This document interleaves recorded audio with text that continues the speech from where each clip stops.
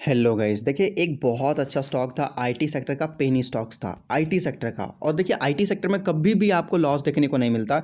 ये शेयर का प्राइस अगर देखोगे तो आज से लगभग कि साल भर पहले भी अगर देखोगे तो काफ़ी नीचे दौड़ रहा था। देख ही लीजिए काफ़ी नीचे। और भाई जो तेज़ी देखने को मिली ना, लोगों ने इसमें बहुत ज़्यादा पैसा कमाया। सही है। सपोज मान लो अगर ये आपको पहले मिल जाता तो कितना रिटर्न दिया स्टॉक ने, फिर भी हम देखने की कोशिश करेंगे तो लगभग 7000% के आसपास कंपनी ने रिटर्न दिया। 7000 के आसपास। और ये कंपनी लगभग देखिए 300 रुपीज़ के आसपास जा चुकी है। इसके ऊपर मैंने ऑलरेडी वीडियो बना रखा है दूसरे चैनल पर। तो ये स्टॉक जो है 350 रुपीज़ पे जा चुका था। सॉरी, 350 पे जा चुका था। अब हुआ क्या, उसके बाद से ये स्टॉक जो है 1 रुपीज़ में आ चुका था, 2 रुपीज़ में आ चुका था। लोगों ने भाव नहीं दिया। अब इस शेयर का प्राइस देख सकते हैं 693 का है। और अभी इसका जो ब्रोकरेज, अब जितने बड़े बड़े दिग्गज ब्रोकर हैं, इसका जो टारगेट दिया जा रहा है 850 रुपीज़ का टारगेट दिया जा रहा है। मतलब इसको तो बेचना है नहीं। सही है, इसको तो बेचना है नहीं भाई, आप होल्ड कर सकते हो। लेकिन हुआ क्या, प्रॉब्लम क्या हुआ कि भाई ये स्टॉक हाथ से निकल चुका है लोगों के, है कि नहीं। ऐसे अगर आप ऐसे में अगर आप आईटी सेक्टर खरीदना चाहते हो तब तो आपको बहुत मिल जाएंगे। विप्रो मिल जाएंगे 400 के प्राइस में, एचसीएल टेक्नोलॉजी मिल जाएंगे आपको 900 के प्राइस में। तो भाई ये पेनी स्टॉक्स को क्यों खरीदेंगे लोग, ऐसा एग्जाम्पल होता। तो क्यों ना ऐसा ही एक और छोटा सा स्टॉक जिसमें एक छोटा सा डेट हो और आईटी सेक्टर का ही स्टॉक हो जो बहुत नीचे गिर चुका हो, अब दौड़ने की तैयारी में हो। अगर आपको पहले पता चलेगा तो अच्छा रहेगा ना वहाँ पर। सही है। तो मैं आपको बता देना चाहता हूँ, देखिए ये न्यू चैनल है, हो सकता है ये मैं या मेरे स्टाफ इसको जो है इस्तेमाल करेंगे। यहाँ पर आपको वो स्टॉक बताए जाएंगे जो सही तरीके से आने वाले लंबे समय में मुनाफा दे। तो आप चाहो तो इसको सब्सक्राइब कर सकते हो। हालांकि कभी मैं परफेक्ट व्यू ऑफ मार्केट को नहीं बोलता सब्सक्राइब करें। इससे होगा क्या कि इस चैनल के जितने भी आपको नॉलेजेबल वीडियो बताए जाएंगे या ऐसे रिस्क बताए, ऐसे स्टॉक बताए जाएंगे जो बड़ा मुनाफा दे सकता है लंबे समय में, 5-10 मतलब 1000% का मुनाफा दे सकता है, ऐसे वाले स्टॉक बताए जाएंगे। तो यहाँ पर आप चैनल को सब्सक्राइब कर सकते हो, बाकी आपकी मर्जी। तो ये रहा, देखो चार्ट सेम है, चार्ट सेम है। ये स्टॉक कहाँ तक गया था, ये भी लगभग 350 रुपीज़ तक ही गया है। एक मिनट यार, देखना पड़ेगा। चलो मान लेते हैं नहीं देख पा रहे हैं। सही है, नहीं देख पा रहे हैं। मतलब देखो ऊपर 400 रुपीज़ है तो मान लेते हैं ये अराउंड जो है 300 रुपीज़ के आसपास गया।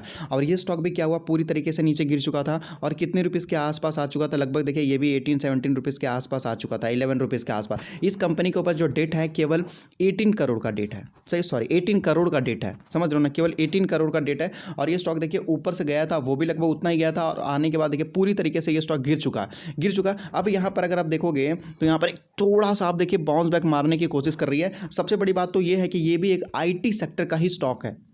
आईटी सेक्टर का ही स्टॉक है। देखिए मैं आपको इसका 6 मंथ का चार्ट दिखाता हूँ। देखिए 6 मंथ में ये स्टॉक जो है भागना स्टार्ट कर रहा है। देखिए बीच बीच में गिरावट भी होती है, लेकिन गिरावट में आपको डरना नहीं है। देखिए यही तो चीज़ होती है कि छोटे स्टॉक को लंबे समय तक रखो। ये देखो गिरावट भी होती है, लेकिन अब ये स्टॉक जो है फाइनली ऊपर जाने की कोशिश कर रहा है। हालांकि लास्ट वर्किंग डे में इसमें देखिए 4-5% के आसपास तेजी देखने को मिली है। और अभी भी आपको तेजी देखने को मिल सकती है। यहाँ पर देख सकते हैं ऑनवर्ड टेक्नोलॉजी लिमिटेड। सही है। तो इस चैनल पर आपको ऐसे ऐसे स्टॉक्स आपको बताया जाएंगे। हो सकते हैं मेरे स्टाफ भी कभी ये चैनल को यूज़ कर सकते हैं, क्योंकि आपको स्टॉक से मतलब है ना, स्टॉक आपको बता देता है। क्योंकि जब मैं अगर बिजी रहूँगा अपने खुद के चैनल पे तो यहाँ पर आपको वो बताया जाएगा। सही है, मेरे स्टाफ लोग आपको यहाँ पर बता देंगे इस चैनल पे। तो कंपनी का नाम देख लीजिए भाई। यहाँ पर अगर इसका देखोगे आईटी सेक्टर में, नीचे देख लो, एम्फेसिस है, यहाँ देख सकते हो ऑर्कल है, एल&टी है, कॉर्फोज है, और टाटा इलेक्सा है। ये सब सारे स्टॉक्स है। सही है। तो ये जो आपको लास्ट में देखा गया था, जो टनल ऑफ प्लेटफॉर्म्स देखा गया था, ये लास्ट में था कितने नंबर पे, 7th नंबर पे। देख लो 7th नंबर पे। उसके बाद ऑनवर्ड्स ये 8th नंबर पे है। अब देखिए होता क्या है कि ये जो स्टॉक है वो चल चुका है लगभग, ये 5 रुपीज़ या 10 रुपीज़ से ये स्टॉक जो है दौड़ चुका। अब इसकी बारी है भाई, ये इसकी बारी, समझ रहे हो ना। ये 700-800 रुपीज़ पे पहुंच चुका है। ये 100 रुपीज़ के आसपास आपको देखने को मिला। मार्केट कैप भी देखोगे तो सही है। अगर देखो तो ये छोटा स्टॉक है, इसलिए मैं आपको बोलना चाहता हूँ।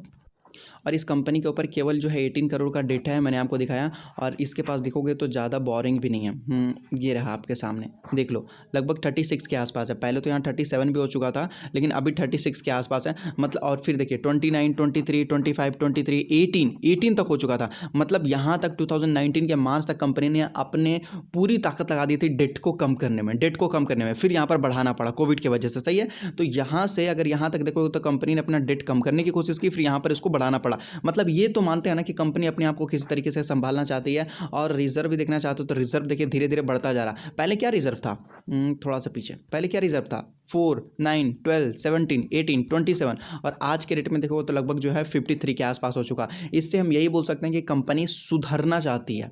समझ लो, रास्ते पे आना चाहती है, रोड मैप रास्ते पे आना चाहती है। और इसके लिए भाई 1 या 2 या 10 दिन नहीं लगते, लंबे लगते हैं। इसीलिए मैंने वहाँ पर लिखा है कि लंबे समय में आपको स्टॉक जो है बड़ा मुनाफा दे सकता है।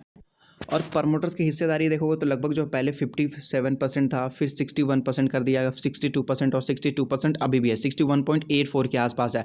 मतलब प्रमोटर्स के पास भी 62% है, जो कि अच्छी बात होती है। प्रमोटर्स के पास कम से कम तो 50% होना ही चाहिए, 60 है तो एक्स्ट्रा ऑर्डिनरी है भाई, बहुत सही है। और सारा माल किसके पास है, तो अभी जो है पब्लिक के पास है। कितना, 38% के आसपास है। पहले 42% था, अभी 38% है। तो देखिए धीरे धीरे जब कंपनी अच्छी तरीके से परफॉर्म करना स्टार्ट कर देगी तो हो सकता है कि स्टॉक हमें फिर बाद में ना मिले।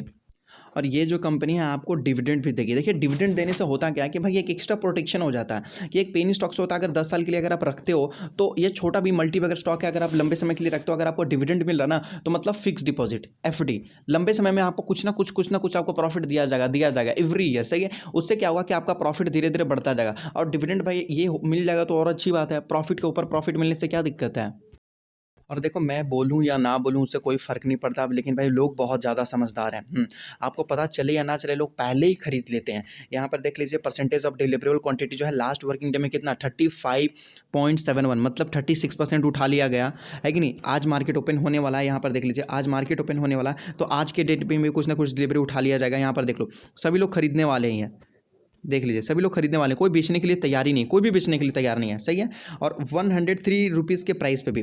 तो यही मैं आपको बताना चाहता हूँ। देखिए टेनेला प्लेटफॉर्म के ऊपर बहुत सारे ये रिक्वेस्ट आ रहे थे कि सर कोई वैसा स्टॉक बताओ, टेनेला प्लेटफॉर्म जैसे वो आपने बताया, वो कोई वैसा स्टॉक बताओ। तो देखो आप जैसे ही कॉमेंट करते हो ना, भले ही मैं आपको कॉमेंट का जवाब नहीं दे पाता क्योंकि बहुत सारे होता है, लेकिन मैं उसके ऊपर काम करना शुरू कर देता हूँ। सही, उसके ऊपर काम करना शुरू कर देता। और 3-4 दिनों के बाद ढूंढते मुझे ये स्टॉक मिला है, कंटिन्यू ढूंढते ये स्टॉक मिला है। तो मैंने मतलब ये स्टॉक को ढूंढने में बहुत मेहनत किया है, समझ रहे हो ना। उसके बाद जाके ये मिला, तो अभी इसका जो शेयर का प्राइस है 103 के ऊपर है।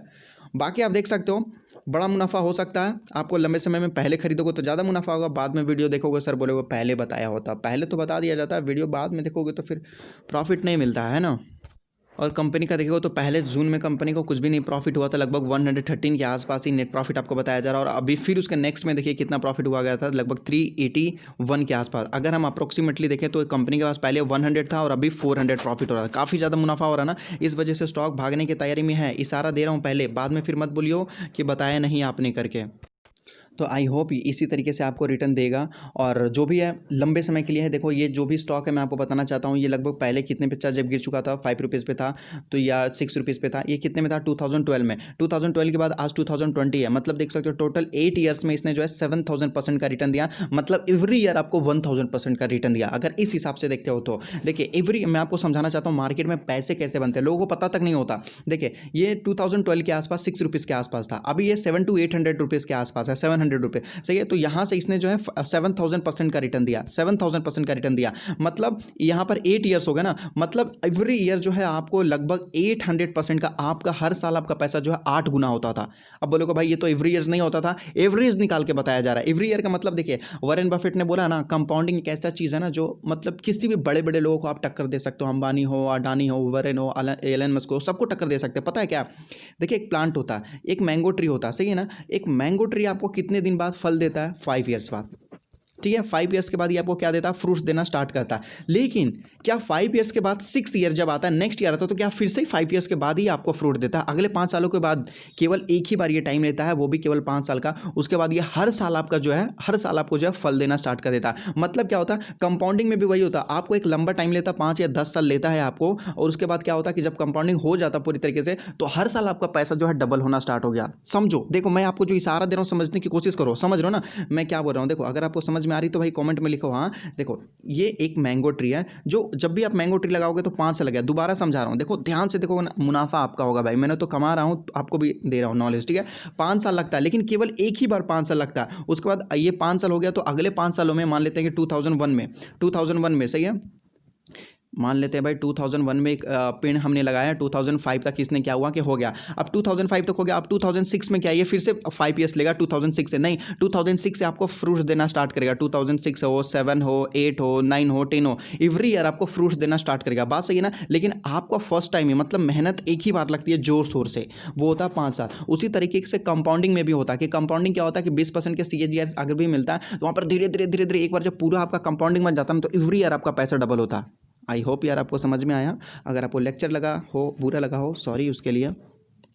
ठीक है, तो ये वीडियो को यहाँ ही समाप्त करते हैं। ये पूरी तरीके से नॉलेज के लिए बताया गया था। देखिए मैंने तो अपने तरफ से बता दिया, आप भी 2 मिनट का रिसर्च ले लो, 2 मिनट का रिसर्च देख लो और कर लो, सही है ना। 2 मिनट का रिसर्च करने में क्या आ जाएगा, आपको लगता है कि भाई प्रॉफिट होगा तो खरीद लो, अगर आपको लगता है कि भाई लॉस होगा तो भाई छोड़ दो, कोई दिक्कत की बात नहीं, ये आपके ऊपर डिपेंड है। नहीं तो कल को ब्लेम मत करियो कि भाई आपके वजह से ऐसा, आपके वजह से वैसा, ऐसा नहीं बोलना चाहिए, क्योंकि भाई प्रॉफिट आपके पोर्टफोलियो में जाएगा तो लॉस भी आपके पोर्टफोलियो में जाएगा, ऐसा सोचना चाहिए। मैंने तो अपनी पूरी ताकत लगा दी, लेकिन इतना याद रखिए आपको भी अपनी पूरी ताकत लगानी है, तब मुनाफा होगा।